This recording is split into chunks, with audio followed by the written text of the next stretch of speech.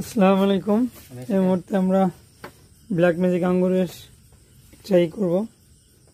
মিষ্টতা কেমন আসে। এখানে প্রায় 125 গ্রামের কাছাকাছি ফলের ওজন আছে, 23 গ্রাম আছে। এখানে বেশ কিছু ফল খাওয়া হয়েছে, আবার বেশ কিছু ফল সচ্চাকে নষ্ট হয়েছে। তো এদিক দেখো তো, একটা ফলের গড়ে ওজনটা কত, বড় ফল নিয়ে। এটা ছোট্ট একটা সুগার ফল, তবে এটা কিন্তু একটা পরীক্ষিত একটি জাত বাংলাদেশে। এটার সুগার অনেক বেশি হাই।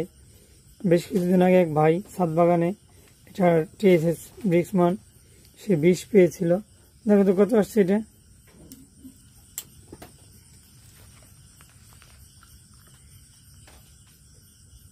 দাও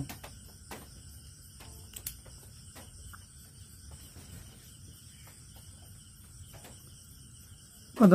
15 দেখা যাচ্ছে। 15। এটা গোটে কমে আসছে, সেটা বললাম। সবটা আঙ্গুরের ক্ষেত্রে কমে আসতেছে, মানে 4-5 করে মিষ্টতা কমে আসা কিন্তু বিশাল। এটা আসলে বৃষ্টির কারণে এমনটা হয়েছে। তো এই জন্য আমাদের দেশে সঠিক সময় পুনিংয়ের বিকল্প নাই। আমরা যখন জানুয়ারিতে পুনিং করছিলাম, অনেক রতি মহারতিরা বলছিল আমরা নাকি আগে আম পুনিং করে ফেলছি, এটাই সেটাই আশায় বিষয়।